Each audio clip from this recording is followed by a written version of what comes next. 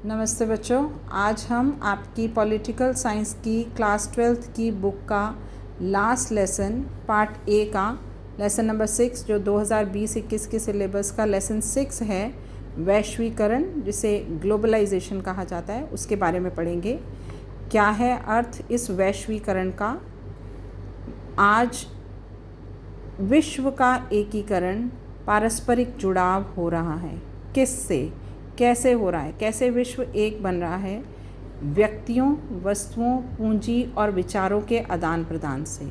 ऐसा नहीं है कि व्यक्तियों, वस्तुओं, पूंजी और विचारों का आदान प्रदान पहले नहीं होता था, परंतु आज इसकी गति इतनी अधिक हो गई। किसके कारण? संचार माध्यमों से, परिवहन के माध्यमों से इसकी गति इतनी बढ़ गई कि इस टर्म को, इस आदान प्रदान को, व्यक्तियों के, पूंजी के, वस्तुओं के और विचारों के आदान प्रदान को वैश्वीकरण का नाम दिया गया। विश्व का एकीकरण, पारस्परिक जुड़ाव इन व्यक्तियों, वस्तुओं, पूंजी और विचारों द्वारा इसे वैश्वीकरण कहा जाता है। क्यों हुआ? क्योंकि आज विश्व में जनसंख्या बढ़ रही है, लोगों की ज़रूरतें बढ़ रही हैं, हर देश तरक्की करना चाह रहा है, लाभ कमाना चाह रहा है। इस कारण अपने यहाँ पर बने हुए वस्तुओं को अन्य देशों तक बेचना और लाभ कमाना हर एक देश की एक ज़रूरत बन गया है। वैश्विक खतरे बढ़ गए हैं जिसका मुकाबला कोई एक देश अकेले नहीं कर सकता। इसीलिए हर देश दूसरे पर पारस्परिक निर्भरता बढ़ रही है, इसलिए वैश्वीकरण हो रहा है, यानी विश्व एक साथ जुड़ रहे हैं। अब ये वैश्वीकरण कब संभव हो पाता है? जब सरकारें अपने यहाँ पर व्यापार के नियमों को सरल करें, प्रौद्योगिकी, टेक्नोलॉजी को लाने के लिए उसमें स्वतंत्रता दें, वीज़ा के नियमों को सरल करें, तभी एक देश से दूसरे देश में व्यापार संभव होगा, चीज़ों का आदान प्रदान संभव होगा, लोगों का आना जाना संभव होगा। अब भारत को वैश्वीकरण क्यों अपनाना पड़ा? भारत ने वैश्वीकरण को कब और क्यों अपनाया? इसलिए अपनाया कि जब भारत आज़ाद हुआ ब्रिटिश शासन से, तो भारत गरीबी की मार झेल रहा था। इस गरीबी से निपटने के लिए भारत ने सबसे पहले संरक्षणवाद को अपनाया। संरक्षणवाद का मतलब है कि विदेशों से आने वाली वस्तुओं पर भारत ने टैक्स लगाए, उन पर लिमिट किया। लाना भी ज़रूरी था क्योंकि भारत के अपने उद्योग कमज़ोर थे, परंतु उन्हें लाने पर भारत ने एक कोटा तय किया कि इससे अधिक वो चीज़ें नहीं आएंगी, उस पर भारी टैक्स भी लगाए, और ताकि अपने यहाँ बनने वाले वस्तुओं को बढ़ावा मिल सके, श्रमिकों को रोज़गार मिल सके, छोटे उद्योगों को बचाया जा सके। इससे भारत को विकास करने में फ़ायदा तो हुआ, लेकिन कई क्षेत्र पिछड़ गए, जैसे शिक्षा, स्वास्थ्य सेवाएं, कई व्यवस्थाओं में भारत विकास नहीं कर पाया।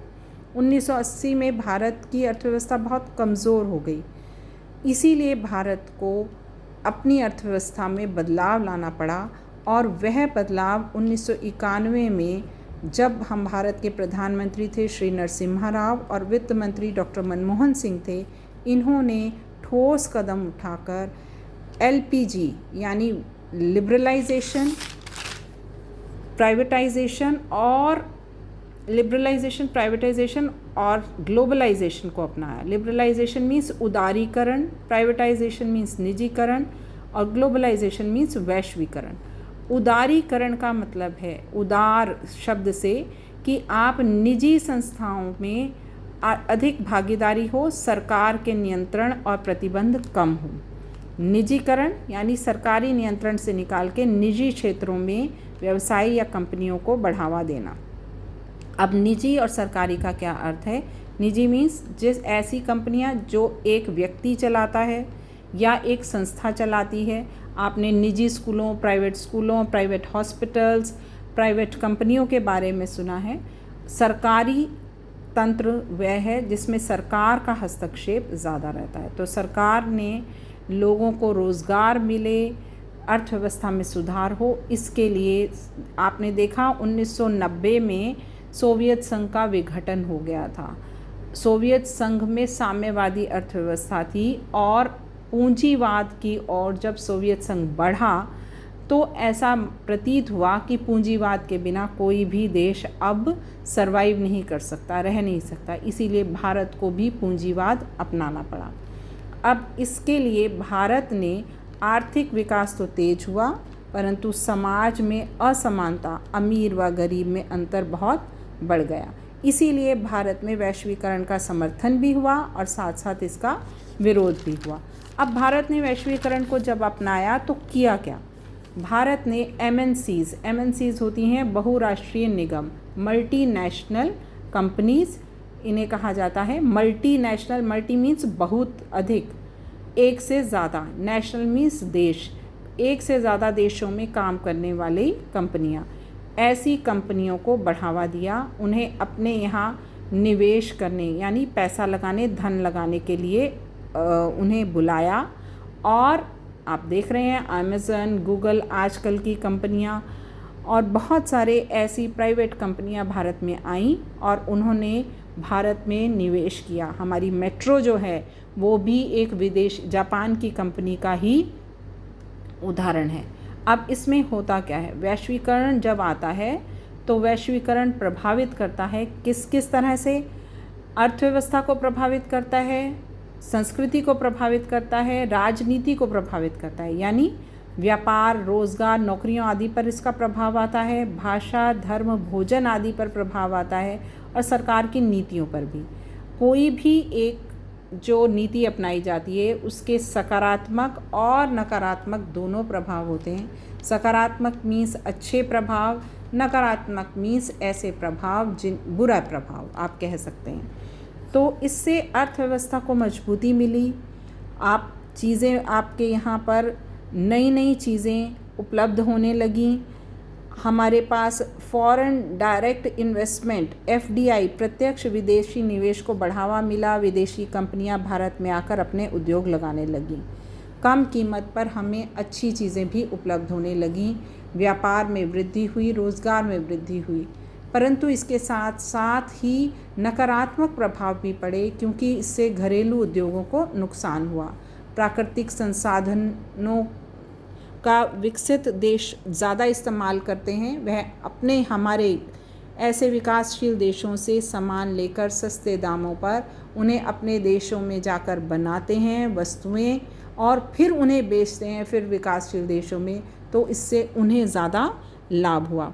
बहुराष्ट्रीय कंपनियों का एकाधिकार बढ़ गया, यानी वह अपनी मर्जी से अपने नियम कानूनों द्वारा यहाँ से सस्ते रोज़गार, लेबर, श्रमिकों को लेकर उन्हें कम तनख्वाह पर अपने ज़्यादा काम करवाने लगे। आप देखते हैं आजकल प्राइवेट कंपनियों में जो काम कर रहे हैं उनके वर्किंग आवर्स कितने ज़्यादा हैं, उन्हें कितने समय पूरा दिन काम करना पड़ता है।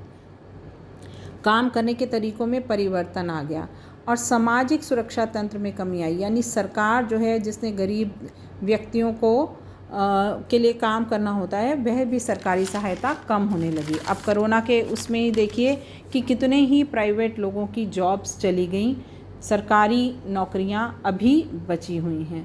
तो इससे सरकार की नीतियों में परिवर्तन आया है। इससे नव उपनिवेशीकरण को बढ़ावा मिला है, यानी इसे हम न्यू कॉलोनलिज्म कहते हैं, यानी गुलामी का एक नया तरीका है, क्योंकि जो भी हम प्राइवेट कंपनीज में काम कर रहे हैं उन्हें विदेशों के समय के हिसाब से उनकी शर्तों पर काम करना पड़ता है। WTO, IMF ये जो भी विकासशील देशों के व्यापार के लिए नियम तो बनाते हैं, परंतु इन पर विदेशी और विकसित जो देश हैं, अमीर देश हैं, उनका ज़्यादा दबदबा रहता है। इसका सांस्कृतिक प्रभाव भी हुआ, खान पान पर, पहनावे पर, बोलचाल पे, त्योहारों पर। ऐसा हर एक को नए ऑप्शंस तो मिले, जानने का मौका भी मिला, परंतु साथ ही साथ इसका नकारात्मक प्रभाव ये हुआ कि पश्चिमी संस्कृति का प्रभाव ज़्यादा पड़ने लगा। इससे सांस्कृतिक वैभनीकरण को बढ़ावा मिला। क्या है सांस्कृतिक वैभनीकरण? यानी एक दूसरे की संस्कृति को अपनाने से सभी देशों की संस्कृतियाँ मिली जुली हो गई हैं। आप ऐसा है, बच्चे आजकल बालों को कलर करते हैं, ब्लीच करते हैं, कपड़े ऐसे पहनते हैं कि पता ही नहीं चलता कि वह देशी अपने देश के हैं या विदेशी हैं। तो मूल संस्कृति जो है वो ख़त्म हो रही है। मैकडॉनल्डीकरण को बढ़ावा मिल रहा है। मैकडीज़, आप सब बर्गर पिज़्ज़ा आदि खाते हैं, तो बर्गर जो अमरीकी है, मैकडॉनल्ड अमरीकी कंपनी, मैकडॉनल्डीकरण को हम कहते हैं कि उसका प्रभाव बढ़ रहा है, यानी अमेरिका और यूरोप की संस्कृति हावी हो रही है। सांस्कृतिक समरूपता, एक संस्कृति का ज़रूरत से ज़्यादा प्रभाव मूल संस्कृति को दबा रहा है। तो इस मिली जुली संस्कृति के कारण भी हमारी संस्कृतियों पर नकारात्मक प्रभाव पड़ रहा है। अब राजनीतिक प्रभाव क्या है? राज्य की शक्ति बढ़ी है क्योंकि राज्य अपने नागरिकों की सूचनाएं जल्दी जुटा लेते हैं, परंतु साथ ही साथ राज्य की क्षमता कम भी होती है। क्यों? क्योंकि सरकार की ताकत कम हो गई। जब कंपनियां प्राइवेट हो गई तो प्राइवेट कंपनियां अपने नियमों के हिसाब से चलेंगी। राज्य जो है वो न्यूनतम हस्तक्षेपकारी हो गया। कल्याणकारी राज्य कम हो गए।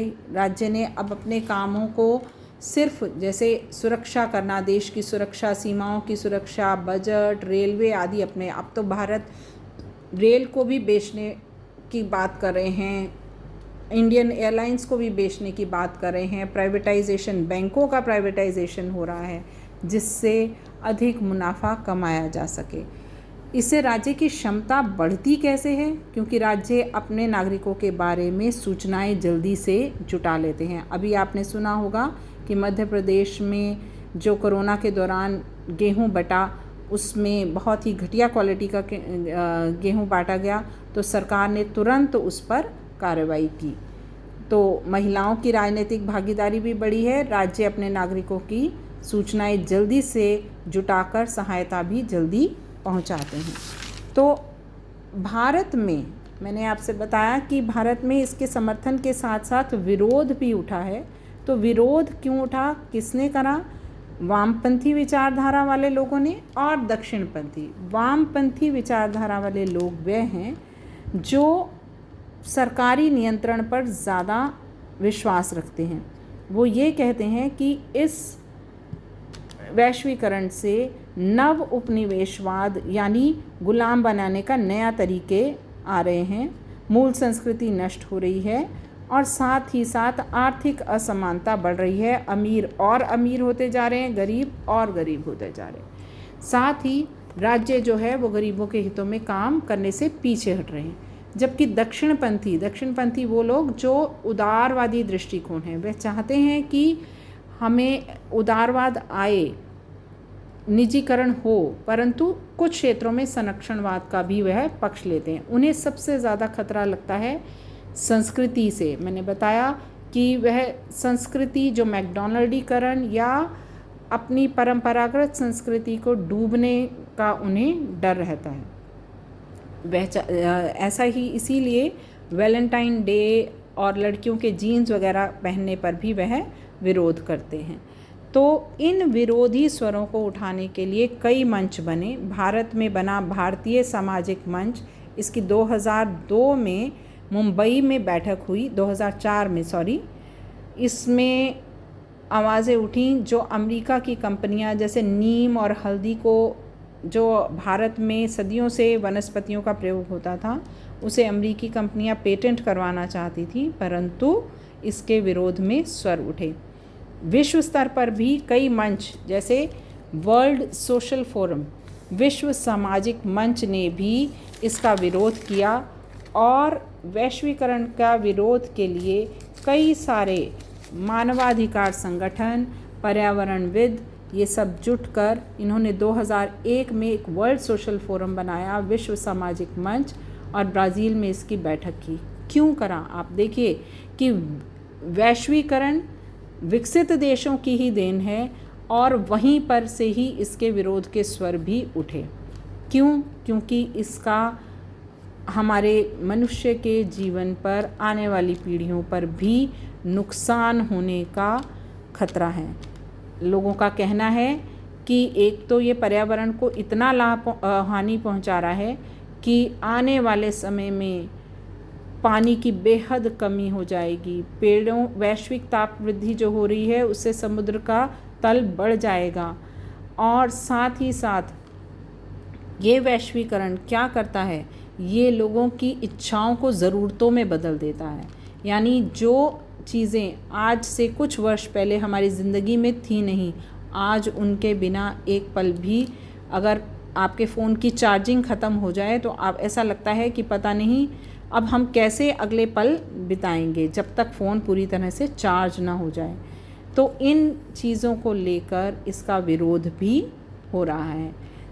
जो भी एक वस्तु है उसके सकारात्मक और नकारात्मक पहलू हमें साथ साथ देखने होते हैं। एक शब्द है पेटेंट। पेटेंट का मतलब है कि किसी एक आविष्कार को, किसी एक खोज को सरकार द्वारा लाइसेंस दिया जाना, ताकि जिसने वो खोज की है उसे ही उसका लाभ पहुँचे। और विकसित देश क्या करते हैं, विकासशील देशों की खोजों को अपने नाम से पेटेंट करवाने का प्रयास करते हैं। अमेरिका उसमें सबसे अधिक है। अपने आसपास अपने पेरेंट्स के साथ जानकारी हासिल कीजिए कि वैश्वीकरण के आने के बाद आपके अपने जीवन पर उसका क्या प्रभाव पड़ा। Thank you.